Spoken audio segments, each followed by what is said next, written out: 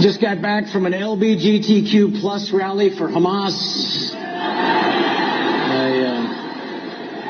I invited them all to a KKK rally for Black Lives Matter. And then to an underage minors fundraiser for pedophiles. Just got back from California. Grocery shopping in California takes forever. He's like, excuse me, can I get somebody to unlock the bananas? Because I'm low on potassium. California is a test case for what we don't want for the rest of America.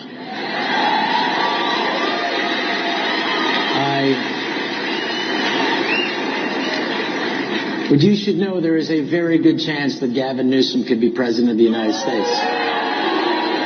You should know it. Know and be prepared. Be prepared for more. The pendulum of ridiculousness has not swung to its zenith yet.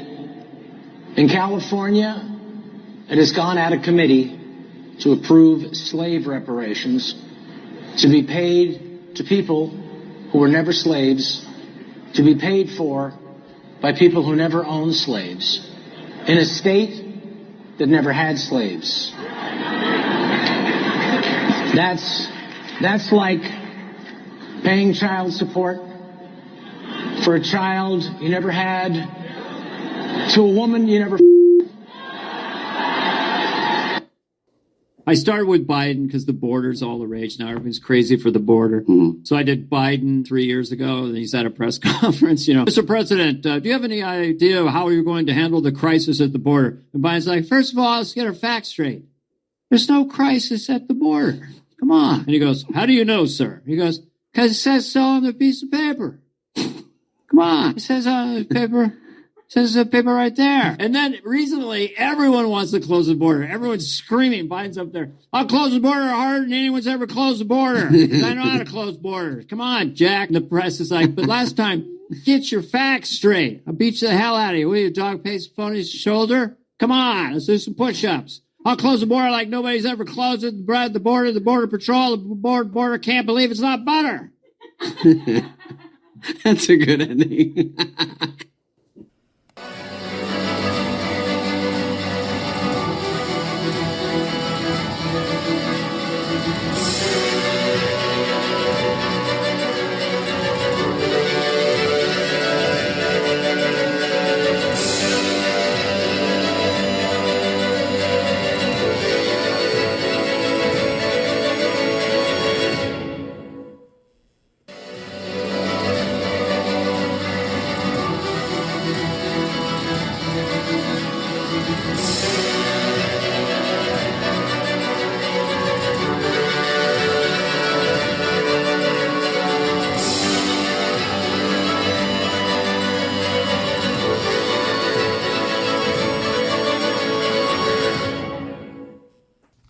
Hello everyone, welcome back again to our wonderful podcast series we're doing here.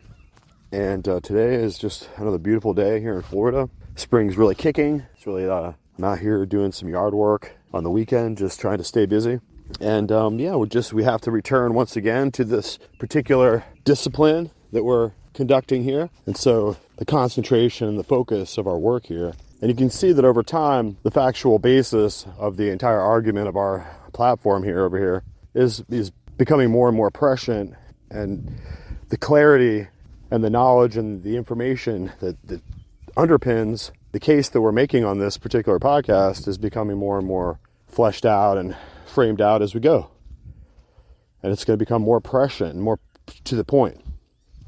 And it's a sad diminution of our fate here in America. It's a sad circumstance that we're faced with.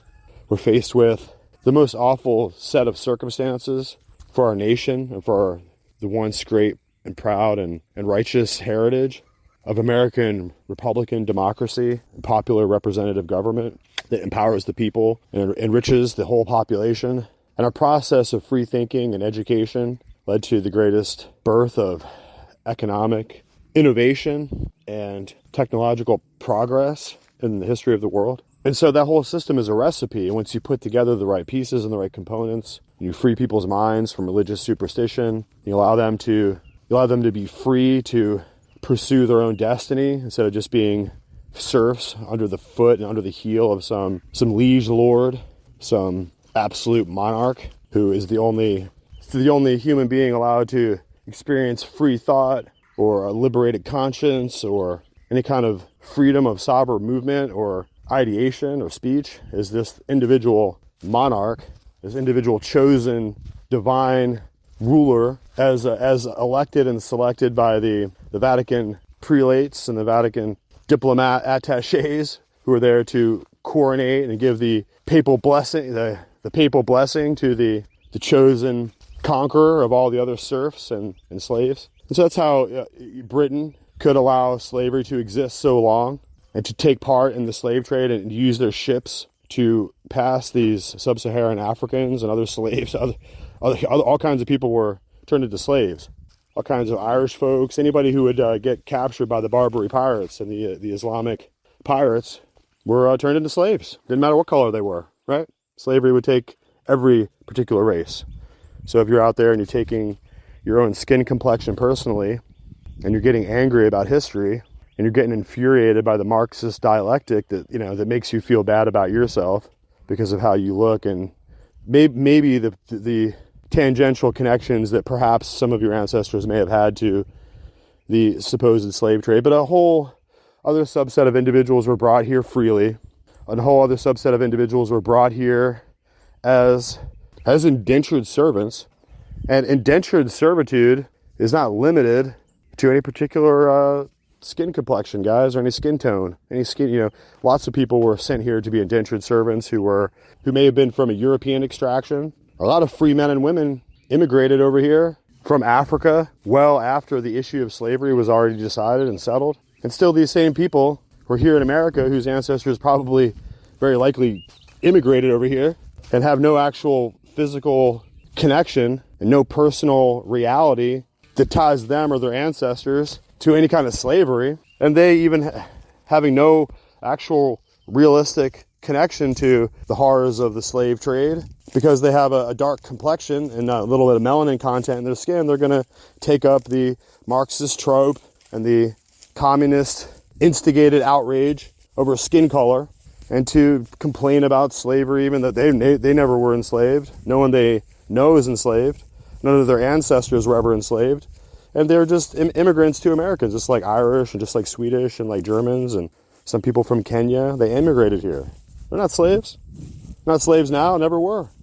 But they're over there waving about the whole anti-American sloganeering BLM propaganda mantra, right? Trying to get everyone upset about things that never happened to them. So that's the kind of like world we live in, where things are just absolutely upside down. And imagine this, right now, today in Africa, because of the Janjaweed militias and the other Islamic factions that are overrunning Africa and murdering Christians there en masse. Can you imagine David Livingstone and all these other missionaries from around the world going to Africa to spread the gospel of Jesus Christ to the lost tribesmen of Africa, right? The various tribes and the Zulus and the Tsitsis, right? The warring pagan tribes of Africa. And that effort, that missionary effort, all the way up to Reinhard Bonnke and all the different Christian missionary groups there, overland mission trips, like all the different missions there to bring water and to bring the gospel of Jesus Christ and to bring civilization to Africa. That whole effort has been completely destroyed and routed as these Islamist camel riding, AK-47 shooting, subhuman degenerates are riding, murdering, raping, and pillaging all across Africa and re-enslaving the African people. That's right. You doesn't take very long for you morons out there, all you liberal, sycophant, BLM, racist, worshipping losers out there, to find out that Africa still has a slave trade, is still in full force. It's still in full effect in Africa. There's over 1 million people that are enslaved in Africa by the same mechanisms that enslaved them before, which was not white people, but Islam. And fundamentally, the international system of control that is Romanism, the religious system of Roman imperialism, run by the new Antichrist Caesar, who's the Pope, and his senators, of Rome, which are the Curia. We've already been all through this. That same system of international law and ubiquitous enthrallment to global imperium and global imperialism is headed by the Vatican, guys. Okay, that's who gives all the kings their crowns and coordinates them all into place. That's who takes down and destroys and deposes all the kings that doesn't serve their system. And that's who is playing patty cake over there with Islam and Islamic leaders now. So the system of Islamo-Vatican conspiracies has been in place for since the 4th century, right? The 5th century, as it comes into place and comes into being, into full form. And now the entire world is still enslaved by the same exact system, but we don't understand it in those old terms anymore. We only understand World Economic Forum and Trilateral Commission and the World Health Organization, right?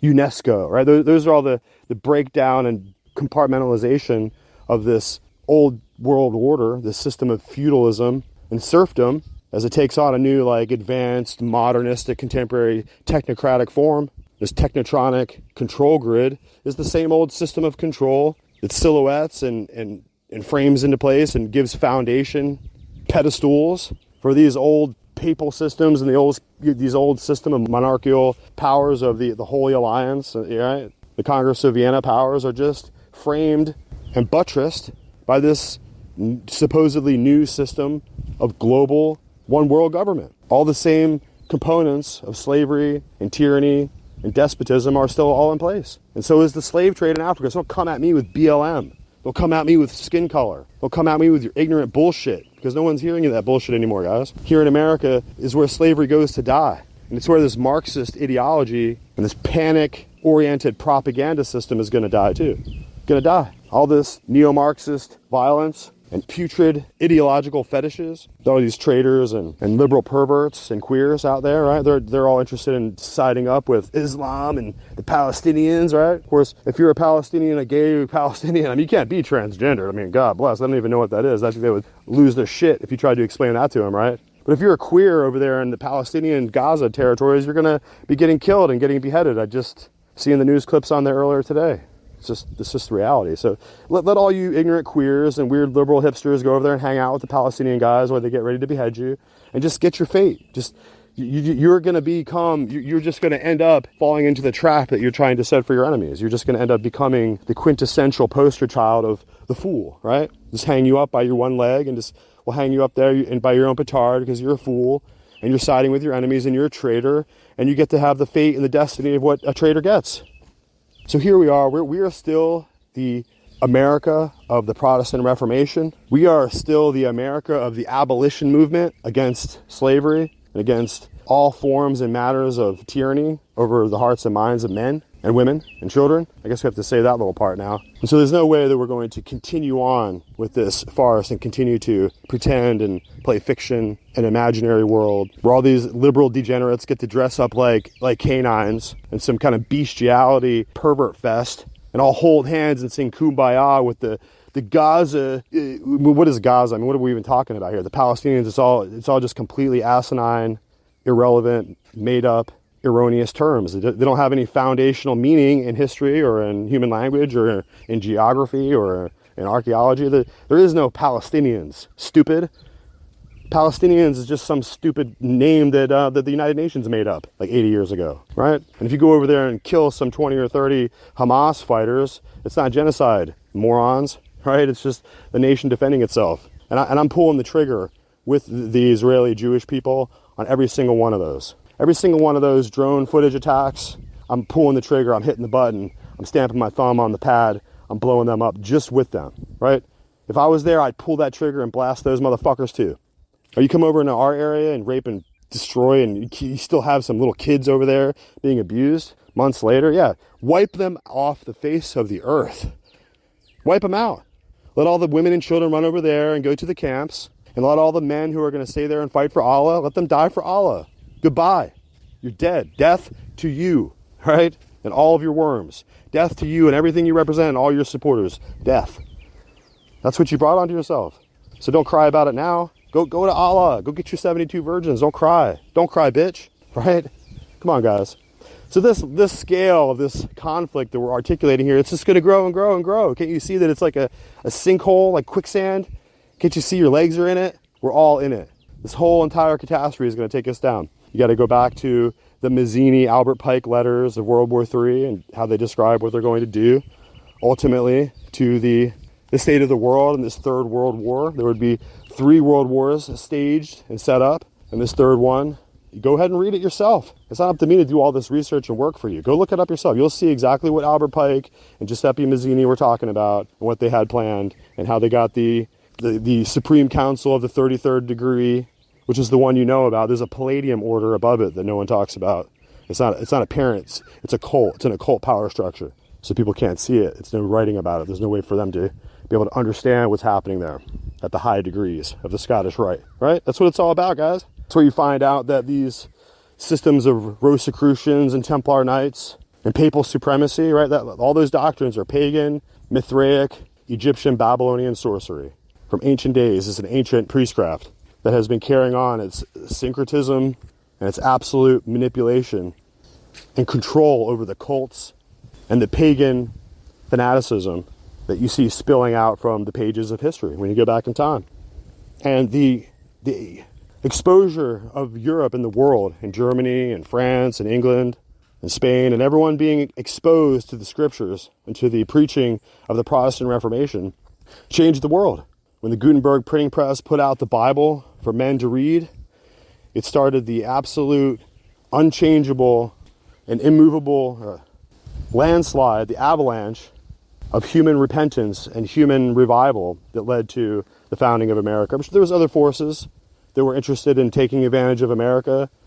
There were other forces who were occult forces who were there to move America in the direction of the world empire that they saw fit.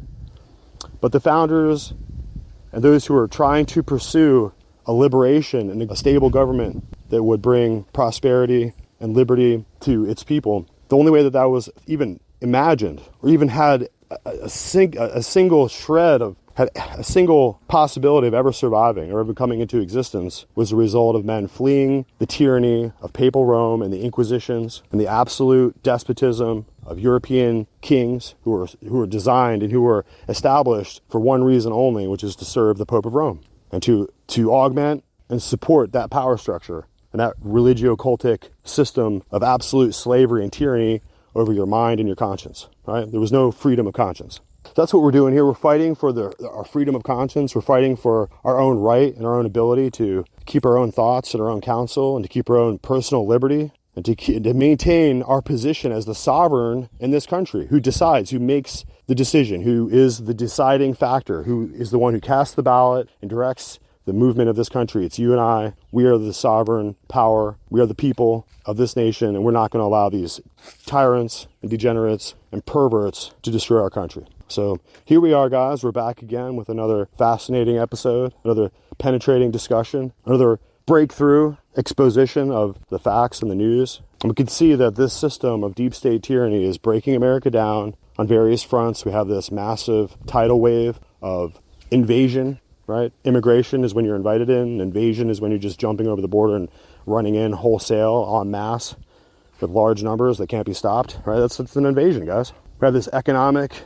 catastrophe where the federal government, under this pervert and pedophile Joe Biden and this entire pedophile family, a bunch of crackheads, where they are determined to send every single tranche, every single pallet load of cash that the Federal Reserve printing press is printing out. They're determined to send it overseas somewhere else and make sure none of the people in America get it. Even though it's our money, we have to pay it back, and they're printing it out on our names, right? They're sending it all overseas. God knows where it's going.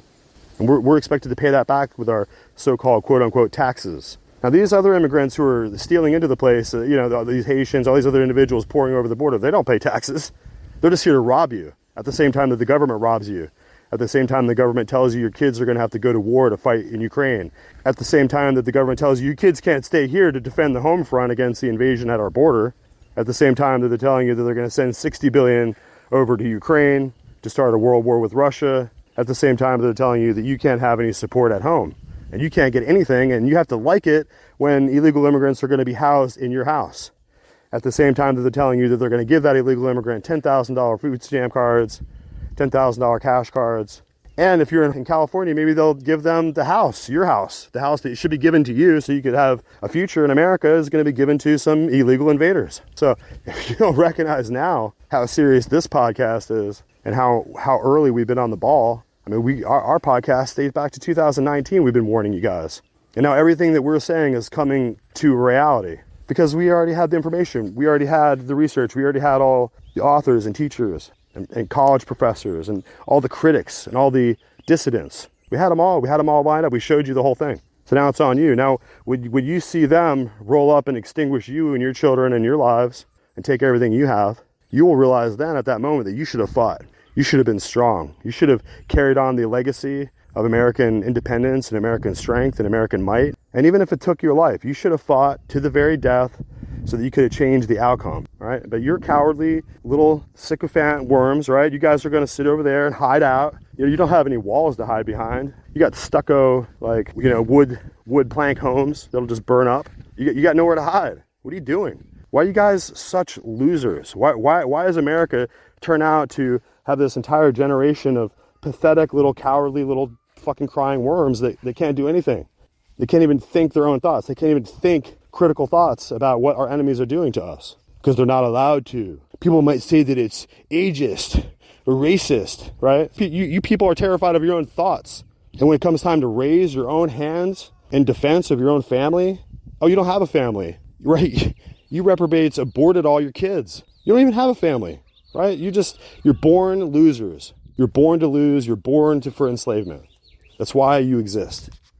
All right, so we got to introduce this clip here. It's like, once again, the American Thought Leaders program, Yanya Kellick. We have to just constantly go back to the sources of information and challenging intellectual criticism of the current state of affairs in the world. And of course, we have to consistently find the work of Yanya Kellick to be something that we have to forward and advance. Since the honesty and the integrity of the work is so penetrating and so illuminating in this day and age of universal deception. So we have to listen to American thought leaders as they discuss this betrayal and treachery and the treason of the international elite classes here in America who have financed our enemies into power.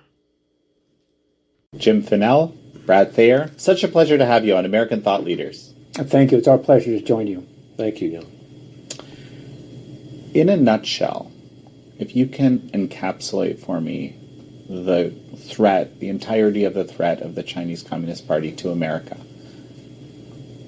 Well, the threat from the Communist Party of China is an existential one to the United States and to the liberal economic order, the world that the U.S. and the British created in the wake of World War II. First, there's the military threat. As the Chinese military has been growing exponentially, both in its nuclear capabilities and its conventional capabilities. And they've been applying that military might, that hard power against allies like the Philippines or the Japanese and elsewhere. Also key U.S. partners like Taiwan, which increasingly is coming under the threat of invasion, or India. There's also the economic threat. We hollowed out our manufacturing capability in the 1990s and the noughties and sent it to China. And we recognized, of course, with COVID, the prodigious cost of doing that when we had to rely on China to provide our own personal protective equipment as well as pharmaceuticals like penicillin and other key drugs. There's a technological threat as increasingly China is replacing the U.S. in chip production, aircraft production, and in many other areas. In diplomacy, with the Belt and Road Initiative and other mechanisms that the Chinese are employing, to advance their vision of international politics, their vision of what the world should look like. And lastly, there's the ideological threat, where Chinese Communist Party, as a communist government, seeks to kill the United States, that is, as a bourgeois government, as a state, and they seek to replace the United States, eliminating it as the dominant state in international politics. So just as you can't be a married bachelor, you can't be a peaceful communist. And so we should expect that China is increasingly aggressive under Xi Jinping or really any other leader. And Americans should expect, of course, that security competition between the U.S. And the People's Republic is only going to intensify in the near term. So this word, kill, when you think about it, what does that mean in the context of America? It's a very strong word. It is a strong word, and it indicates that we're in an existential battle with a nation that has a view that says that they want to be running the globe, they want to have control of everything. And because they're a totalitarian regime, they stand opposed to anybody that would offer an opposing view, like the American and Western civilization. And so they've prepared themselves this capability to go all the way, to actually use physical force if they have to. They would prefer not to use force, as we've seen them do in Scarborough Shoal in 2012. They were able to acquire territory without using weaponry. But they are preparing themselves, and they have prepared themselves to be able to use military and physical force to achieve their goal. And so, a big part of this is, of course, deception and subversion. And indeed, this is, described very openly in Chinese doctrine, PLA military doctrine, and so forth over the past few decades. And somehow, Americans and frankly many other nations fell asleep at the wheel. I mean, how did this exactly happen, right? That a relatively small communist power became, this existential threat that you just described, Jim? Well, the origins go back to the Cold War. So following World War II, we faced an existential threat from the Soviet Union because we looked and saw China as a way, an avenue, because they were in the underbelly of the Soviet Union, that we thought we could reach out to them. By the time we switched recognition in 79 from Taipei to Beijing, we have started now this school of what we call the School of Engagement. We can call it the Kissinger School of Engagement. And it started to permeate this entire federal government here. Think tanks, State Department, Defense Department, our literature, our analysis, and their idea that if we engage, things will get better in our relations with China. They'll modernize, they'll come along and follow the existing international order. And that went on for 40 plus years. And during that time, no one ever stopped and said, hey, is this working? Something that's very interesting in there is you talk about the end of history, right? 1989, the Soviet Union collapses a few years later, and there's this kind of, mania, liberal democracy has won, and Francis Fukuyama, the end of history, it becomes this kind of, the prophet with the prophecy having come true. And a whole lot of people kind of believe this. And this is and I found this to be a very fascinating element. Maybe, Brad, you could expand on this for me. Well, certainly. We have to recall how remarkable it was, that golden year of 1989, where it seemed it was possible to remake everything with the fall of communism in Central and Eastern Europe. And at that time, Francis Fukuyama recognized, again, heavily influenced by Hegel, that it did seem that key ideas that would be a liberal democracy and free market capitalism were triumphant. And a little bit of the vintage went to our head, no doubt, and it helped to color our vision and to blind ourselves to the rise of China, which was also historic in another sense. 1989 was also Tiananmen Square. So you had really a popular movement that was crushed by the Chinese Communist Party. So that year was Janus-faced in so many ways. It showed what was possible in the future that Fukuyama picked up on, but it also showed the tyranny of the Chinese Communist Party. And the key lesson that Deng Xiaoping, the communist leader at the time, took from that was he was never going to allow democracy within China, and any democratic elements were going to be crushed. He also recognized the profound vulnerability. It's really interesting, actually. It was the same day of the Tiananmen Square massacre was the first post-communist elections in Poland. Mm-hmm. So that, that Janus, as you described it, juxtaposition is very apt. Something that just came to my mind from your book as you were describing this, there's this, fallacy that you engage in, which is the prioritization of the minor war today over the major one tomorrow. When I first read that, I thought, my goodness, that really characterizes so many multiple scenarios over the last several decades. Yeah, we went from this moment in 1989 to late 1990 and then Desert Storm in 91. And from 1991 until this recent pullout in Afghanistan, America has been dominated by wars in the Middle East against terrorism. And there's reasons for it, but what happened is it transformed the Department of Defense that had, during the Cold War, had this kind of balanced nature about how to deal with the Soviet Union. We needed a global navy that could contest and keep the freedom of navigation going around the world against the Soviets.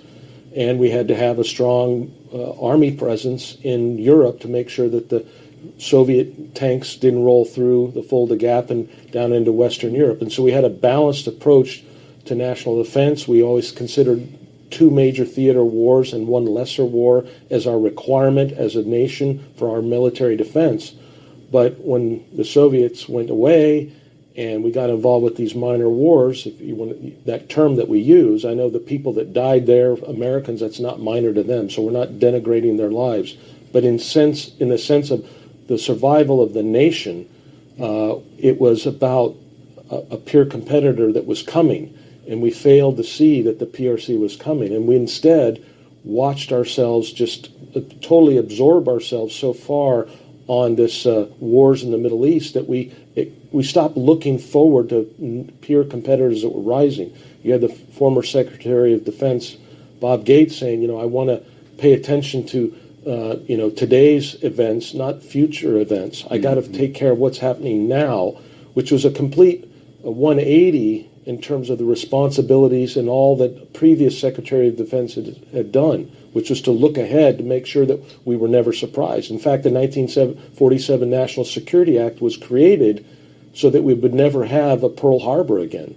We recognized that we failed in 7 December 1941, and so after the war, we won the war. It cost tremendous amount of lives on both sides, millions.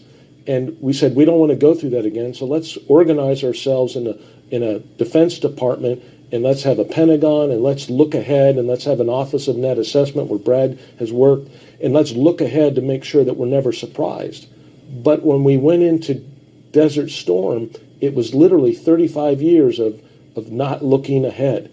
And from a naval officer perspective, we kind of stopped thinking about naval issues. And in fact, at one point in this journey, this 35 years, there was a chief of naval operations that publicly proclaimed and proudly that he had more sailors ashore in the CENTCOM area of responsibility than afloat. Well, Jim, why don't I take this opportunity to just get you to tell me a little bit about your backgrounds, or for the benefit of our viewers, because you always had this sort of Pacific-focused view, which has kind of informed this book, certainly.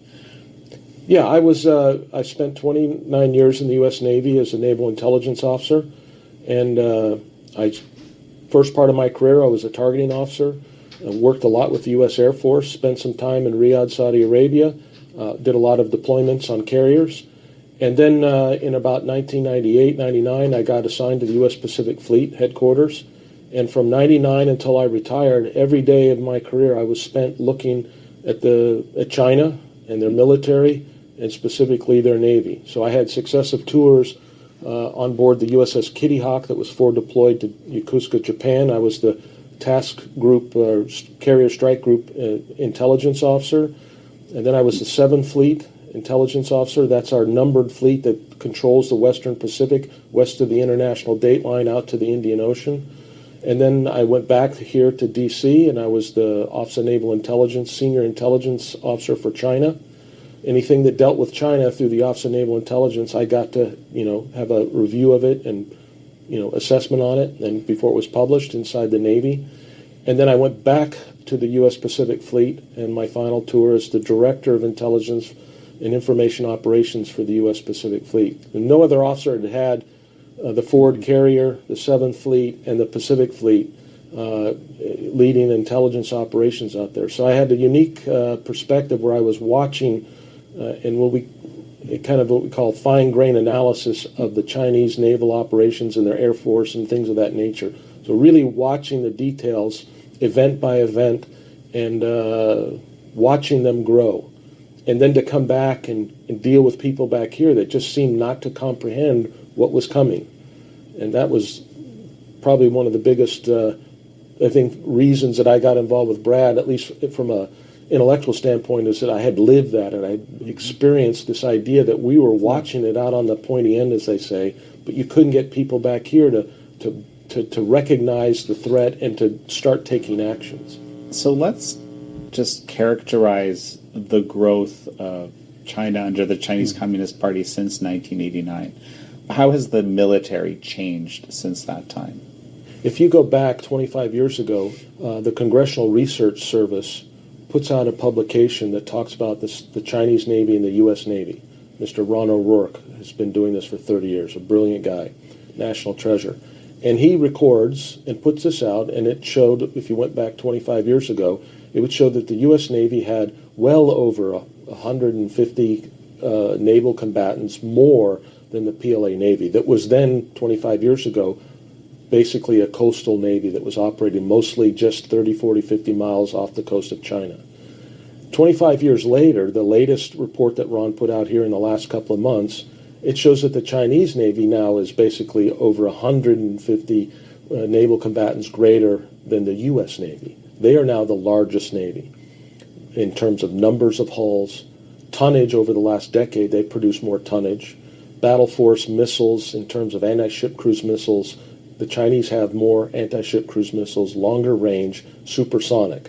So in just that one area of the Navy, they've gone from being inferior coastal Navy, brown water Navy we call it, to being a global Navy. Not on the same level of the United States yet today, but in terms of a strategic trend line, the trend has been very, very clear.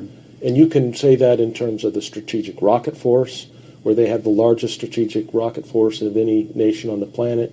You can measure their air forces now are the largest air forces in the Western Pacific and across the board.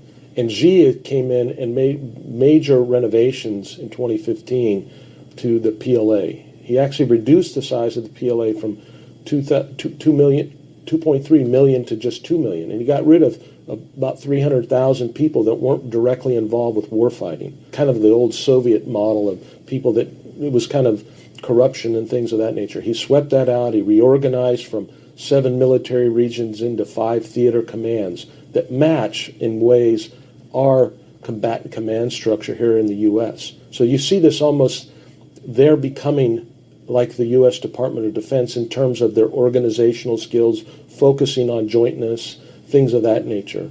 And you can tell what's important to the Communist Party by what they spend their money on.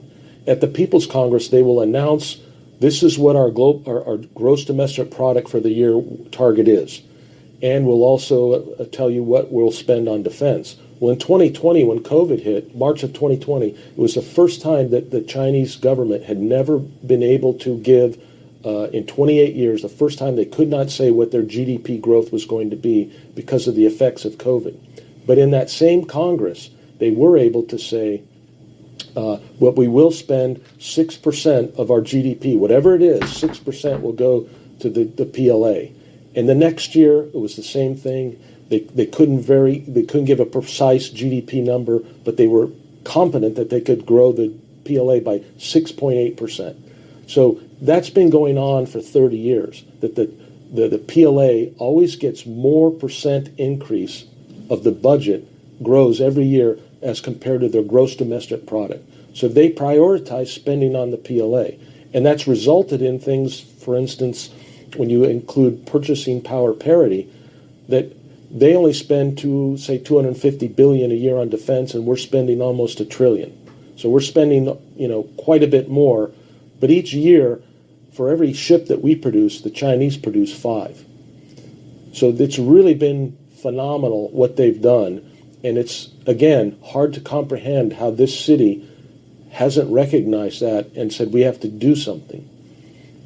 This is the only military in the world, the Chinese military, that's kind of designed, structured, and you alluded to this in what you were saying, to challenge the American military. What we need to do is take a step back and recognize something which is historically remarkable. And that is, first, that China went from about 0.6% of world gross domestic product in 1990 to about 18 or 19% in 2019. That is, so about roughly 1/5 of the world's economy was rooted in China. In 30 years, it went from nothing, a backwater, to producing about 1/5. That's remarkable, and that is seldom happens in international politics. Secondly, what is equally remarkable is that the United States funded this. The United States allowed this to occur. Previous historical examples would be Bismarck unifying Germany in 1860s and in 1870, 1871, leading to about 30 years of a rough peace. Japan after 1868, leading to about 30 years of difficulty before Japanese aggression and militarism came to the fore. What we're seeing in China is historically unique, and that is that China's growth is responsible, it is due to the United States. Its peer enemy funded it, allowed it to grow. So every aspect of its military growth, every aspect of its economic growth, of its diplomatic growth, science, technology, its lunar exploration, space exploration that we're witnessing is due to the Americans. It's due to the American economy and decisions that we have taken in conjunction with decisions that Deng Xiaoping has taken. So this great military growth that Jim has identified, right, is largely funded by us. We did that. Wall Street, our investors, gave them the money to grow their economy, to build the weapons to kill us. Now, the first rule of strategy is don't assist your enemy. And of course, we violated that time and time again. And that's really the heart of the book. Well, and this is a kind of a perfect moment for me to read another quote that I pulled from the book. Put succinctly, U.S. decision makers had a profound misconception of the fundamental principles of power politics, the need to sustain U.S. primacy and defeat the threat from the ideology of communism. So, yes, absolutely. You bring up a concept that, frankly, I haven't thought about much before. Maybe I'd come across it here and there, but of threat deflation. And now this has become kind of part of my lexicon. So, Jim, if you could kind of explain to me how important threat deflation versus power politics, how important a role it played in, basically what happened here. Right. To follow on with Brad, this idea of power politics, of understanding a threat, you have to have honest assessment. So intelligence is the foundation of that. And what's happened over time in this regard to China is that we started to see the influence of the engagement school seep into and essentially absorb and take over the intelligence community, to where people were downplaying the threat, underestimating the timelines of when the Chinese would get something. We have a section in the book that talks extensively about PLA aircraft carriers and how there was essentially...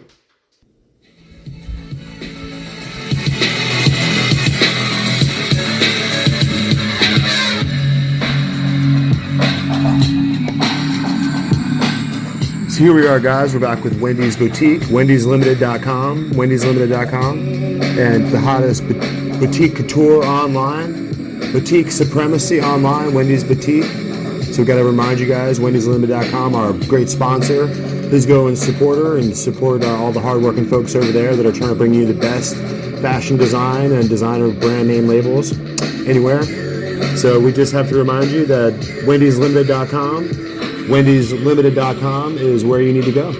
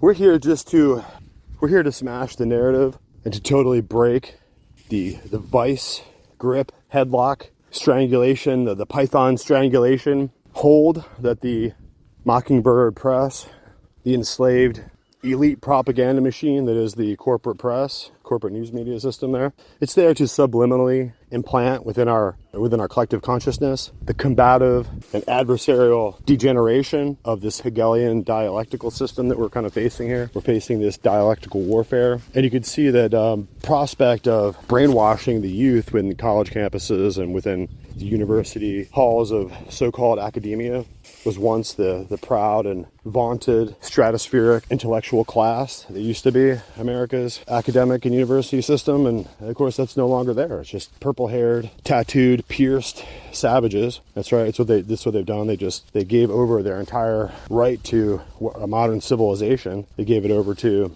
this bizarre and sickening ideological trend. And so this is the Neo-Bolshevik system of Yuri Bezmenov demoralization. And it's been in effect for quite some time. And you can see that these subliminal little rats, these little worms, these little chiselers below the surface there are working day and night. They're ideologues, so it doesn't matter how they arrived at their fanatical state of attack, right? Where they're attacking your children in the classroom. They're attacking their mind, they're attacking their bodies, they're attacking their spirit and soul, and their identity, their relationship to their parents, right? It's not just, transitioning and transgendering kids. That's just the final result of totally destroying, totally dissolving, and totally neutering the conscience of the individual child, right? So this is the total breakdown. This is like MK Ultra on 5-year-olds, right? And so, of course, you'd have to have some really sick fucks, some really degenerated ideological fools to do this dirty work, right? And they can arrive there because they're perverts or they've tried to castrate them their own selves. And this is a rejection on every level of one's own physical anatomy. And so we have the entire pressure and the weight of the State Department of the United States and various state governments throughout the United States, various district attorneys, right? Various rules and laws that are passed that put people in prison for not agreeing that men can become women and all this kind of stuff. This transgender ideology, it's completely out of control. And it's a debased device, a mechanism for conflict creation. That's all it is. It's just the same thing that happened long ago, like Yuri Bezmenov. He described it in detail. How long ago the Ukrainians tried a system of demoralization on Ukraine, I think it was, long ago, before the Victoria Nulands of the world and John McCain overthrew the legal and de jure government of Ukraine and installed this despot and this tyrant and this dictator, this Zelensky, right? Who can do the wiener dance, right? They said it's not him, but yeah, I think it's him, right? That's Zelensky. He's just some kind of failed actor, dancer boy, a literal clown, right? And they picked up this clown boy who bonks the piano keys with his testicles and tiny wiener, right? And that's the guy. That's our guy, right? That's who we'll just stick in there. That's, of course, Victoria Nuland. Is she around now to take responsibility for all this chaos she's created? Of course not, right? That's what's wrong with these degenerates in Washington, D.C. And you can see that the Neo-Bolshevik takeover, this attempted coup to destroy America, has been underway since Obama really got in there. And you can see this whole transgender ideology, the sickening, perverse transgender movement, which basically takes really sick people. Once you totally reject your own body and your own mind and your own genitals and your own like dysmorphic self-image makes you sick to yourself, and then you think that as a result that you'll be able to castrate the parts of yourself away that you don't like and that you'll be able to transform yourself through some kind of surgery. These guys are making millions. Yeah, right. Boston Hospital, Boston University, Boston College. What is it? Who is it? What is the Boston medical establishment up there pushing all this, right? On kids. So yeah, this is a total. And yeah, you have to see the trans movement of the people coming out and suing the doctors because now they're older and they realize they just scraped off the only sensitive tissue on your body that can create an orgasm and make you have a sexual contact. This whole idea of transgender, transsexual people is the idea that they're going to be finally fulfilled. But after you scrape off your genitals, you have no more nerve endings. You can't even feel anything on your scar tissue, let alone try to have an orgasm. Yeah, go down there to the sensitive parts in your body that are stimulated whenever and aroused whenever you're with your spouse or whatever. And just scrape those parts off and try to go have a fulfilled life, guys. See how it's going to work out. It's all part of the castration agenda, the depopulation agenda, just more individuals who were without a real mommy and daddy. You know, when they look back on their lives, instead of a strong mommy and daddy there, they had worms. They had little invertebrate, slimy, crawling little worms, like putting them in front of the doctors, like, okay, little Sally, if you want to become Billy, I'll support you. You know, instead of spanking them and getting them right and having a relationship with them and teaching them about the Lord and, you know, taking them out fishing and hunting, doing things that make humans human. Now, they missed all the last 20,000 years of human development, adaptation, and species evolution. I won't give way to wholesale evolution on this planet from soup, right? From the primordial soup of slime, we get a single cell organism that can somehow replicate itself. Somehow the single cell organism can reproduce, and then we get brontosauruses and mold spores and butterflies. Get the fuck out of here. You people are so sick. That's the problem with the basis of your whole thinking, is that you're sick in your mind. You're sick in your intellect. You're sick in your academic understanding of what is going on around here when you look at the world. It doesn't make any sense that you are so profoundly ignorant and stupid that you would still carry on with Darwinism. You might as well try to go have a plantation and have some Negro slaves there too. Go become a Mormon. Go ride on a horse-drawn carriage and buggy, right? That's what you are when you're in a Darwinist, right? You're an idiot. You're a fucking idiot. Nothing can explain this process of seed time, harvest time regeneration, where a single mustard seed held up in our Savior's blessed fingers, right? You can see him. He's holding up his hand. He's holding the tiniest seed in the freaking world, a mustard seed, which is like smaller than your eyelash, right? It's almost nothing. But that mustard seed can go in the ground. The cells begin to divide, and out of that limited, finite, tiny space can shoot out a huge plant growth that can produce 10,000 more seeds and replicate itself thousands of millions of times over and over again successfully without ever failing, without ever devolving, without ever degenerating so that it can't reproduce anymore, right? So no one can explain where the physical mass of these replicating cells is coming from. This process of cellular regeneration and cellular replication and duplication and splitting is so far beyond our ability to explain, even though we see it around us every single day in the grass and the crickets. Over here, I'm looking at the pasture, there's horses over there, right? I mean, no one can explain what the hell is going on here and how this entire structure of life could even exist. So they just have to puke up some Darwinism, right? To just spackle over the hole of ignorance, right? That's what you guys are doing. You're spackling some little silicone caulk, and you're spackling it over the hole because you have no idea how to address it or how what's going on in the world.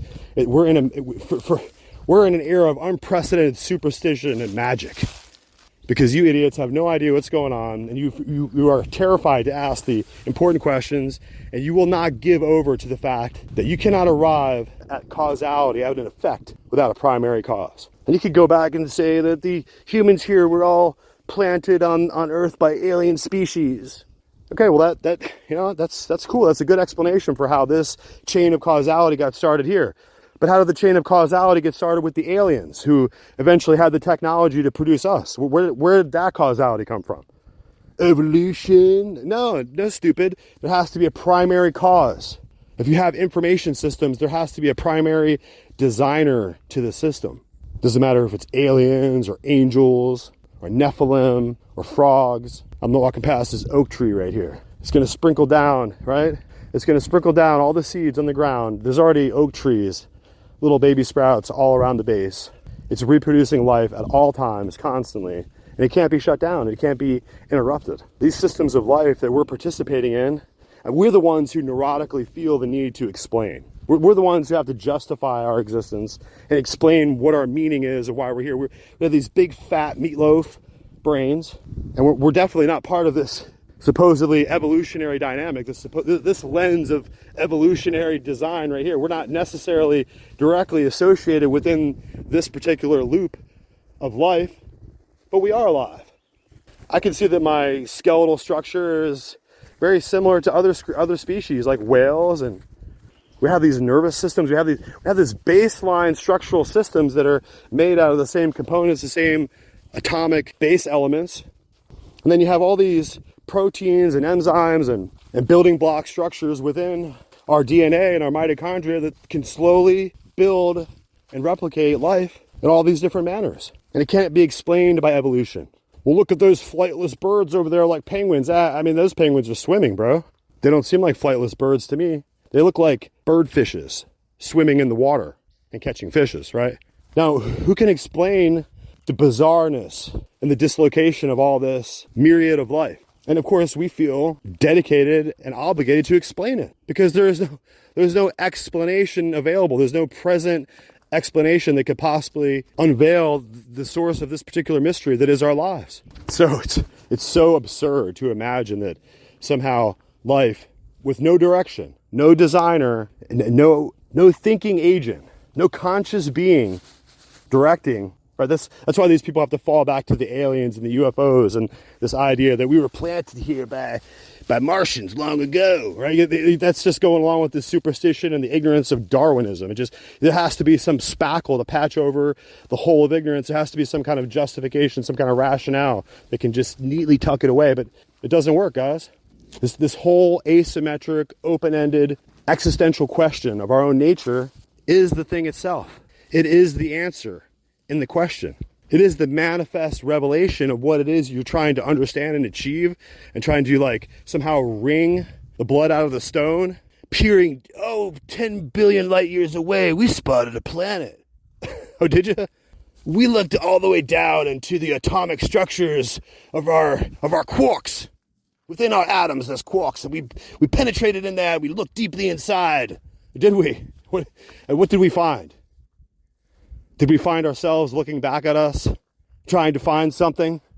And what was it that we found? We found ourselves looking deeply into the atom. That's what we found. We found ourselves, guys. We found the answer. And the answer is as simple as it is shocking, is that we were made in the image of our Maker. And that's why we don't look like anything else around here. I'm looking at a video on Twitter, X. Fascinating just to see the underwater manta rays. They're probably not manta rays. The little sea devils that's down there swimming, dozens and dozens of them just swimming and flapping their manta ray-like fins right as they're swimming along. It's haunting and beautiful and extravagant. The opulence and the unmitigated splendor and luxurious flourishment, the flourishing and the color and the dazzling array of exquisite geometry and flavor, right? And tendency and specialization within all these different various species precludes with absolute 100% certainty any possibility that any life forms could evolve here.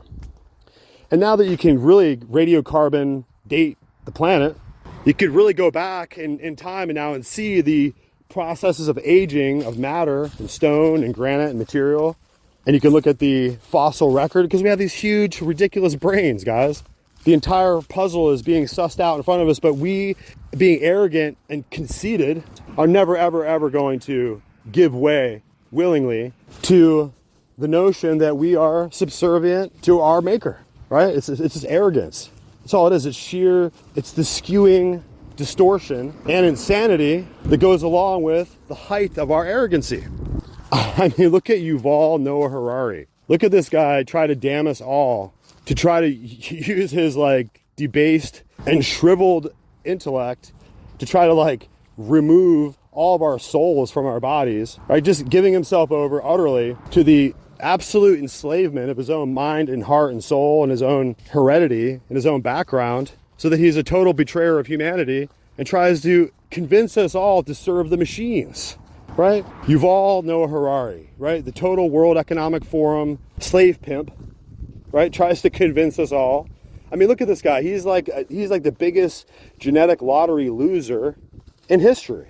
I mean, the man was born without a chin, without a hairline, and without several genes in his body, so that he's just some kind of jackass who should be down there changing tires for a living. But they got this guy up there talking all this smack about how the world will be when machines run it and we'll get threatening us all, right?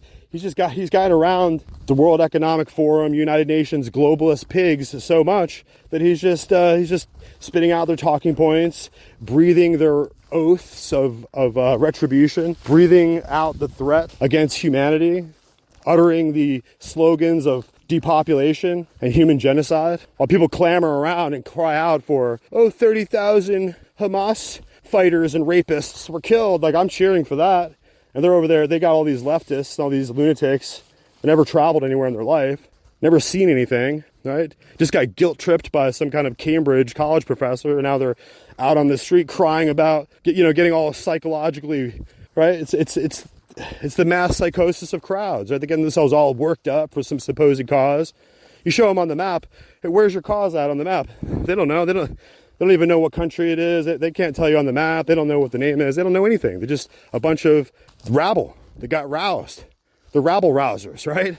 College campus, jerk off, rabble rousers, limp-wristed wannabe Illuminatis, right? Come on. I mean, these people were literally born to go extinct. They are the cannon fodder of the depopulation agenda. These are idea virus victims. These are ideologues of the most deranged sort that have gone out to proclaim the gospel of depopulation, the gospel of World Economic Forum mass murder and mass starvation, right? This is just going to be a global Stalinism, a global technotronic Stalinism, where you take the fertilizer and the feed and the implements of farming away from the farmers, and you starve the population to death, get control of the cities and starve the rural areas. It's pretty simple. It's a pretty simple strategy. It's a pretty simple plan. So it's up to us to resist. It's up to us to survive this. Survival is success. So all you riding around there, you have some fat bank accounts and nice cars and some new homes and nice stuff. But in a few short years, if you don't survive, you were never a success. You never had success. You never had the component success. You might have the money in your wallet right now to go get the things you're going to need to ultimately be a success, but you're not a success now, not in the new world that's coming. You're a success in the past, in the old world of EBT, Wi-Fi connections, and Bluetooth devices, right? I'm going to pop on my laptop and I'm going to zip a zip drive, right? That's you guys. You guys are successful in this elite zone here. But once the underlying strata below our feet changes, right, you're not going to be able to survive. Once the tectonic political chaos is unleashed, you no longer have the accoutrements of survival. You no longer have the skills and the components of success. Now you're stuck up in the 10th floor of a high rise. Oh, it's a 5-bedroom. It's worth 1.5 million. It doesn't matter anymore. You're stuck in the matrix. You're trapped. Well, we were just flying back in, and we were just in a layover in Chicago, and then everything went down, and now you're in Chicago. You're never going to get home again.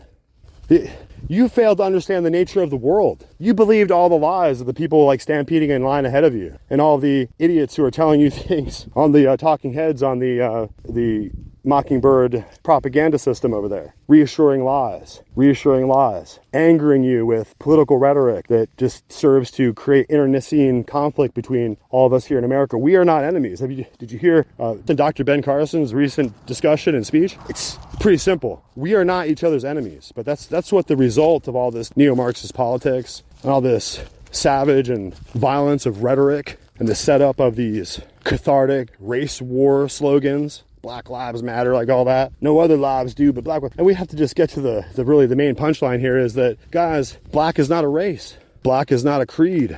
Black is not a genetic feature of any people group or ethnicity around the world. Black is nothing. So if you're basing your whole identity on this concept that somehow you're a black and you've been wronged, then you've just slid all the way into the enslavement of some kind of color matrix, some kind of power and control chart of colors. And somehow by breaking your own world down and losing your identity and your personal soul and your unique distinguishing features of your personality, once those are gone, you're just absorbed into black. And whatever they say about it, this black has been wronged by this white. This white was injured by this black. This black was killed by this white. These black people reacted angrily to this white. If you cannot break down the nature of this corrosive mental illness and ideological virus that's breaking down America, then you're done. The forces and the planning and the staging of mass demoralization of America's populations is fully under control. You got the people out, they don't know what they're protesting, they're just out in mass groups. When they're in a mass group, they can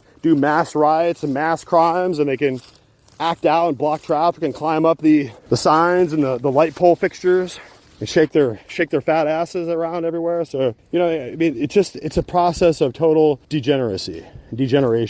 It's taking over the intellectual and spiritual space where the fight for American independence and freedom and liberty once occupied and resided within the fighting spirit of the American population. It's not there anymore. It's just the degeneracy and the perversion of polluted black versus white dialectical warfare. That's all we got left. And that's what they're talking about when they say the coming race war. That's what it's all about. You've already been broken down into these sectarian divides. I mean, X platform all day long, all it does from everyone that I can see is constantly show violent videos to people. It's a process of outraging the population and outraging the people and the individuals here in America and across the world with little anecdotal incidents of individual violence here and there, and using those images to create fear, doubt, loathing, and outrage within the populace against from one people against another. Right? Because now we're not Americans anymore. We're not even, Americans of Dutch origins or Americans from who migrated from Haiti, who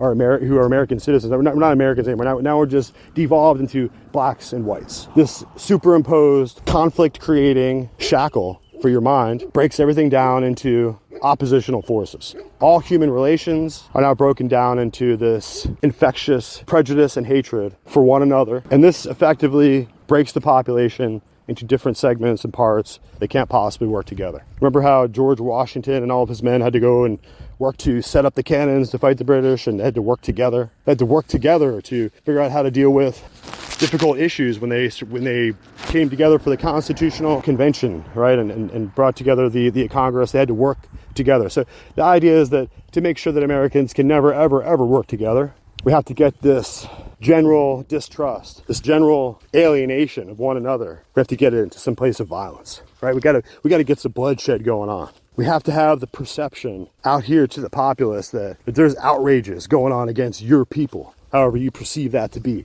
Oh, I'm brown, I'm a BIPOC, I'm a white, right? Or whatever this new deforming and retarded language of ignorance is, it's destroying us. It's replacing our old way of understanding ourselves as American people, and it's breaking us down into these dozens and dozens of sectional subgroupings that have no power. Lesbians, they have no power. Gays, they have no power. Transgenders, they have no power. Blacks, they have no power. Whites, they have no power. Republicans, they have no power. Democrats, no power. Right? The whole thing is a process of breaking down our political strength as a united people and dissolving it into 1,000 grains of sand that just spill through your hand. You can't cling on to your own personality, you can't reach in within yourself and find the core of who you are anymore. You grip onto the seat of your own soul, the central place of your own consciousness, and you reach in and you take hold of it, and it's just a pile of sand. When you grab it, it just slips through and falls apart and falls everywhere. It's nothing. It evaporates. You can't be an American anymore because now you're a racist. And racists have no power. You could be BLM. But BLM they just robbed each other, and they do what thugs always do. They just stole the money and looted, and they, I guess, probably did some murders. And Black Lives Matter has no power. I understand nothing has any power in this country. We're powerless. Well, the crisis at the U.S. southern border continues. The disaster is unfolding right before our eyes, but it seems like independent journalists are shining a light in dark places. It could be resulting in some major shifts right now among the deep state players in all of this. So all of this is facilitated. All of this is being orchestrated to bring illegal immigrants into the United States, to undermine the United States, and it's being done with the help of the U.S. government, being funded and supported by the U.S. government. Two great journalists who, of course, have been exposing what's been going on at the Darien Gap, Ann Vandersteel, Michael Yon, join us now with some really big news on one of the camps and one of the locations down in the Darien Gap. You guys have been shining a light on this, getting international attention to these camps, and we've been featuring it here on the show because of your reporting, and suddenly now there's a mysterious fire. And documents are going missing, and government's panicking, we think. Can you guys break this down? What exactly has been happening in Panama that our audience needs to know about? Go ahead, Ann. So, Clayton, very simply, Michael Yon has been leading an expedition down the Darien Gap for several years now. He focused in on it right after the election. But more recently, I've been joining him. As a matter of fact, we joined together during Operation Burning Edge. We kicked it off and we were on your show when we were stumbling across new information with respect to missing children out of the NGOs that we were focusing in Texas. Well, that's taken us back to Darien because the majority of the state sponsors of terror are moving these, quote, migrants, and they're not, it's an invasion army, through the Darien Gap, up through Central America. This is funded by the American taxpayer through the United Nations immigration organization, non-governmental organization of choice known as IOM, the International Organization for Migration, as well as other NGOs like HIAS, Hebrew Immigrant Aid Society. We focused closely in on HIAS when we visited one camp called San Vicente. Michael calls it China Camp. A lot of Chinese immigrants, if you will, migrants or invasion army come through there, and they're mostly men of military age. You can speak to the people down there. They will tell you that's what they see. That's what we saw. After going down there with Epoch Times, Laura Loomer, myself, Mara Macy, who's running for Congress, probably one of the only honest brokers of a congressional opportunity who's willing to report on this, we all witnessed it, saw some very suspicious people. 1 week later, HIAS locked their Twitter account. They took their sign down that was outside San Vicente camp, and then the camp mysteriously was torched, specifically the offices that have the immigration records of who have processed through that camp on their way to the United States, in addition to the agents, the immigration agents, and in addition to the Centerfront agents. So everything was wiped out, which is very, very suspicious considering this was less than a week after us being there. That was just last Friday, the fire, by the way. The camp itself wasn't completely burned down. They targeted those records. And Centerfront actually announced, what's today? Yeah, they announced yesterday that they're doing a special investigation because they see that they believe Centerfront basically is the Panamanian sort of border police / almost like an army, but it's not actually an army. And they're very professional, super fit, I deal with them all the time. And 3 of them were badly hurt, by the way, in this riot. It looks like what happened was there was agent provocateurs kicked off this big riot. 45 people, about 250 people apparently were involved. 45 were arrested or are being deported now. And but they specifically targeted those records. So most of the camp was not touched at all, but those buildings burned. Now, actually, what I'm curious about, this is just me thinking out loud. I have no evidence to support this. But there's multiple people that would have interest in capturing those records. And it would be very easy to do that. I'm very familiar with that camp. Anne's very, very familiar. We've been there many, many times. It's very easy. If you started a ruckus like this, you could easily capture those records because they did it at nighttime, escape into the nighttime and be gone with them. And then, of course, make the fire looking like the records were destroyed. Because the highest, of course, would want to do this. Venezuelans may want to do it. Chinese Communist Party uses that camp as an infiltration camp. There's a lot of people that would have the motive to do this and the means. So I guess I will follow up with that then, Michael. Who do you think would want these records? What's the purpose of getting these immigrant records? These are people being processed here, as Anne pointed out.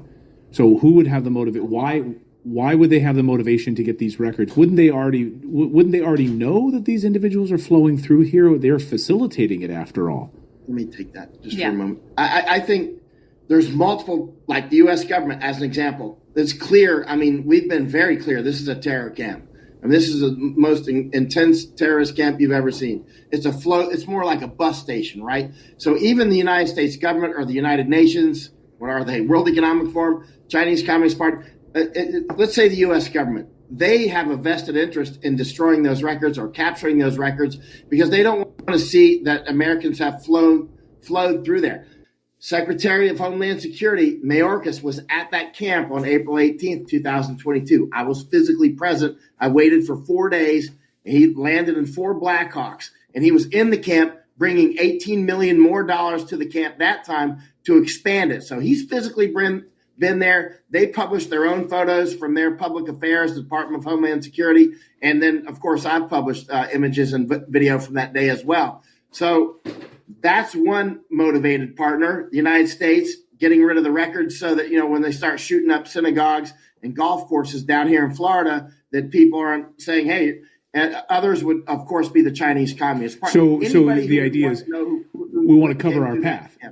We want to cover our path here. These terrorists are in the United States, the tens of thousands of terrorists that are in the United States now, and we taxpayers have been paying for it, so we want to destroy the paper trail. Is that the case, Anne?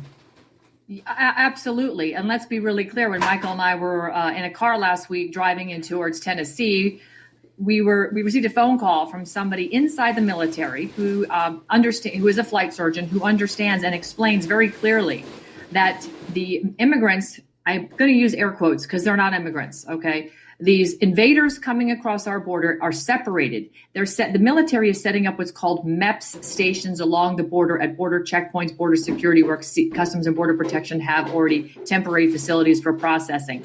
One immigrant, invader will be sent in one direction and another will be sent towards a MEPS facility for the military. Why are they doing this? They're already selecting immigrants, migrants, invaders to be processed for a pathway to citizenship inside our military, not too dissimilar to what they're doing in California and Chicago and other cities where they're saying, hey, join us on law enforcement and we'll give you a pathway to citizenship, a gun, a badge, a job, and a card so that you can legally earn money. Now you have invaders, an army with guns, just like President Obama wanted to have. He wanted to have his own private army. They are importing it. The United Nations is collaborating. Again, we are the biggest funders of the UN through their NGO partners and importing these people from state sponsors of terror. And then you have a camp, which is a known camp where multiple Chinese of military-aged men are being processed, mysteriously have a fire.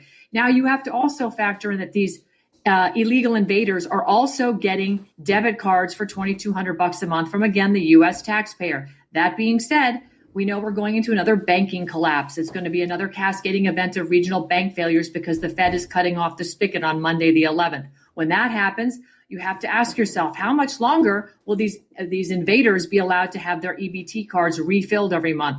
When you're cut off from your bank and we're cut off from our bank, what do you think is going to happen to the illegals when they're cut off from their funds and you can't put food on the table? This is the table that is being set for a full-blown civil war in this country that is going to get very, very bloody. And again, it's all being funded by the taxpayer who is blindly walking themselves to the gallows by allowing the federal government to fund the United Nations. I just spoke with J.J. Carroll, a former Customs and Border Protection agent for 24 years.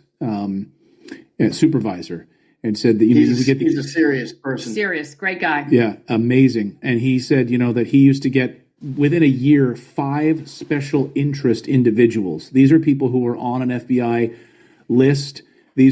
And out of the hundreds that they would arrest hundreds on a daily basis and send them back. 5 a year. Now 80,000 are in the United States. These are people that the United States recognizes as terrorists or ties to terrorism, and they're coming from all sorts of different countries and entry points in the United States. This is no joke, and we're witnessing it right now through these camps. So when you see this fire, this camp is somewhat destroyed. This highest camp, China camp, as you call it, Michael, that's not the end of it, right? Now it's mutated. Where is it? Where is this mutating towards out of that one particular spot? Are you seeing other spots popping up like a hydra where these people are being processed and facilitated? By the way, the MEPS stations, everybody who's been in the military knows what that is. That's your military in processing, right? Where they go and do the physicals and, take your oath and that sort of thing. Yeah, I mean, the bottom line is a lot of the people that would be coming through the Darien now are actually flying in from Colombia, or they're flying in from Guatemala, or they're coming across the Canadian border. There was just a big run of people that came in here to Florida. They came up on, what was that, Jupiter Beach, yeah. Jupiter Beach. They're constantly doing that, right? But they're also expanding their existing camps, like we witnessed down in the Darien, Baja Chiquito. They're expanding Baja Chiquito camp, Lajas Blancas. They're putting in water treatment facilities, which is really ironic because so many children were really sick that day we were there. Why? Because they had a pipe running down into the river where they were intaking water they were supposedly treating, but that pipe was also running right next to a waste pipe. So they were pumping waste into the river and they were sucking it right back up and supposedly processing it, and children were getting serious dysentery. So, I mean, you see these NGOs with their signs and their booths all throughout these camps next to the American flags plastered right next to them, but you never see people in the booths themselves. So they get the billions of dollars to put up a sign saying, we're here, Doctors Without Morals, we're here, Red Cross, we're here, United Nations, but there's nobody there. the lights are on and nobody's home. It is disgusting the way they treat these people. It is anything but humanitarian at all. What are you hearing from the CBP? What are you hearing from the folks that work for the federal government that are trying to stop this? I mean, these are great people. These are hardworking people. What I'm hearing on my side is their hands are tied. I mean, they're literally having to release these individuals, and they're not being arrested. They arrest them, they turn around and release them right back into the system right now, into the United States, terrorists into the United States. Border Patrol needs to, there's a lot of patriots in Border Patrol, but there's a lot of them. We're down on the border a lot. I've been all the way from Bajo Chiquito to San Diego. I've been across the entire border, a lot of that on the Mexican side and on the entire U.S. side. And I see Border Patrol people, very serious patriots, and others are constantly, I'm just doing my job, sir. Like, where have we heard that from? They actually use those words constantly. I'm just doing my job. I'm doing my job. I got to get my pension. The bottom line is it's treason if you're helping to load those buses. Bottom line, you have to make a choice. Are you going to commit treason just doing your job, or are you going to not just do your job? You have a moral obligation to stop aiding the invasion of the United States. If you're loading the buses, you are committing treason. You're not just doing your job. You're committing treason. It's time to stop just doing your job. What happened? Where are the men? Where are the people that are going to get down there and stop this? You know, where? Yeah, I'm looking at two right here. I know. Looking at two right here. I mean, we need these men. We need these men who drive these pickup trucks, who care about their country. These American patriots to say enough is enough. Get down here. We saw, trucker convoy to get down there, and that sort of, I don't know what's going on with that. But we need people. If the federal government won't do it, this is an invasion. We are watching the country collapse right in front of our eyes. That's it, Clayton. You hit the nail on the head, and thank you for bringing that segue up, because there are groups, there are lots of freedom groups out there that are asking these questions, and they're organizing. We just were in Tennessee. We spoke to some there. I speak to these people all over the country.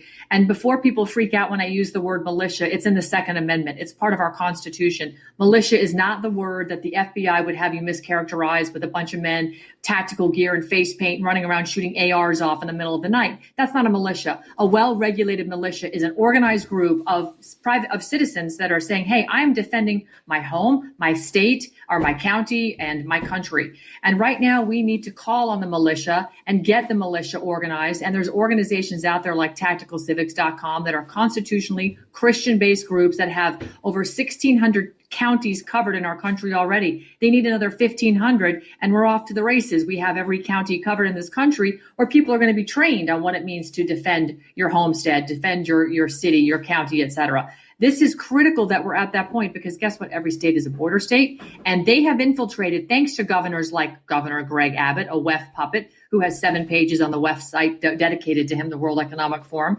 They've bust these illegal invasion army all throughout our country. And by doing the bidding of the World Economic Forum and, bringing this army inside everywhere, and the Customs and Border Protection agents stopping cars along the border and asking if you're a citizen, but not stopping trucks and looking inside the trucks to see if they're carrying nuclear, biological, chemical weapons or other weapons cache or uniforms to the Chinese army, that General Flynn has said we have at least 7 divisions of military-age Chinese in this country right now. Without doing the work that we need to be doing, we're just allowing ourselves to be lambs to the slaughter. But the people have to recognize that cavalry isn't coming. We have a woke military leadership. The Customs and Border Protection agents are just doing their job. They're following unlawful orders. We, the people, have to stand up and go, guess what? Our government is not of, by, and for us, Clayton. We need to stand up. It's not about shooting our government. It's about defending our country and our family and our God-given rights. And people need to recognize that, and they need to act accordingly. It's called civic duty. Hallelujah. Michael, anything to add to that? I mean, I'm sure you're talking to a lot of patriots that are just fed up. And do they feel like a one-man army sometimes? There's millions of us. There's millions of us. And, the only cult that people never see is the cult that they're in, right? There's a cult. There's a just doing your job cult almost. It's sort of a meta cult. I mean, it's not really a cult. It's just a tendency, let's say. People they're basically gears in a clock, and they don't even know what time it is. They're just doing their job. Their job is to be a gear and turn to the right or whatever. And so they're invading their own country. And people need to stand up and start resisting.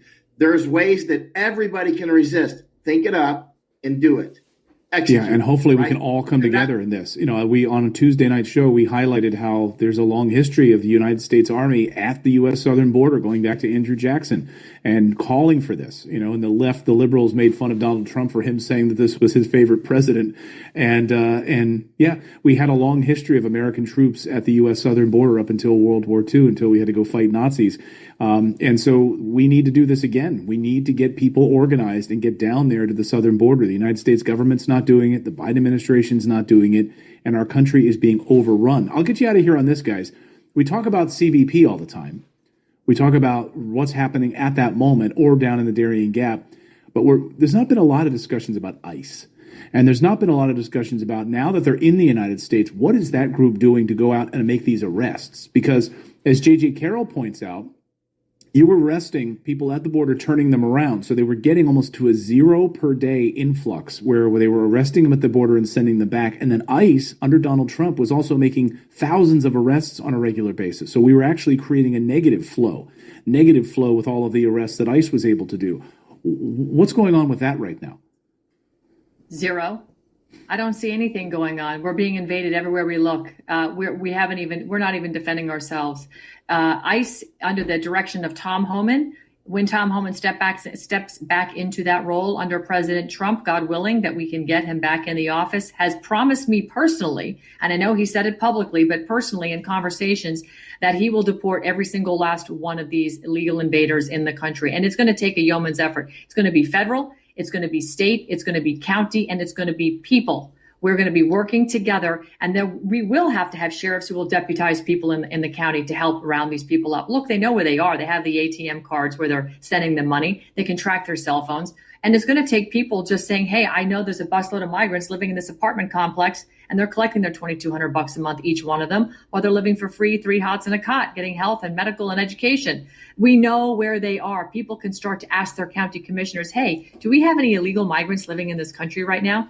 I want to know where they are. Where are they in my county? And then we stand outside and we tell them, hey, Mr. or Mrs. Illegal Invader, you shouldn't probably come outside because climate change. It's too dangerous. We'll make sure that the food somehow gets to you, but we're not going to let you out anymore. It's just far too dangerous based on climate change. Greta Thunberg told me that, and the UN backs me up. I mean, we have to turn this whole thing around on them, Clayton, and start using their words against them, because we've allowed them to bully us into the point where we have submitted to an invasion of our country, and we have to just say no. Well, and Michael, you know what they're going to say. Yeah, I do not submit. I do not comply. I mean, that's the shirts that we sell on our website. I mean, yes. I know how they're going to paint us. Here's what they're going to do, and mark my words, this is exactly how the media is going to frame us and paint us. So we all need to be prepared. Everyone watching right now, this is what's going to happen. Ann, Michael, myself, we're going to start calling out where these illegal aliens, these terrorists are holed up in different buildings and so forth. We're going to start calling attention to it when this election is done, for these individuals to be rounded up and taken back to their countries and get our country back. And what they're going to start to do, MSNBC, the mainstream media, they're going to start calling us, painting us as xenophobes, that this is what the left is doing, Gestapo tactics. You're going to see SWAT team raids to get these individuals out of the United States. And we have to just be strong about it. And we have to say, no, we're not going to stand for that. You're not going to label us that. We're taking our country back. And you can call us every name in the book. You can say that, Trump is like a Gestapo army now going out rounding up all of these illegals. And we have to be strong, and we have to remember that this is going to be the strategy they're going to use. I mark my words. I can already see Rachel Maddow's show doing this, But their accusations no longer work. We took their magic wand and calling us racist and anti-Semites and everything under the sun. We broke it and we threw it into the fireplace. It doesn't work anymore. That's right. I mean, it just doesn't work. Go ahead, call me whatever. I laugh at them. In fact, they dismiss themselves by making these accusations. Yeah, they're 100%. Not serious people. Well, you guys are serious people, and we're thrilled to have you guys on the show doing the amazing work that you're doing, shedding a light on this story. And we hope that now the rise of independent media and what we're able to do here, what you guys are able to do, is shining a light on this. And you're seeing it on Super Tuesday vote results. You're seeing a groundswell right now, and I hope that we can take our country back, and you guys leading the charge with this. And Michael, great to see both of you. Thank you guys so much, and continue the amazing fight. Thank you, Clayton. Thank you very much.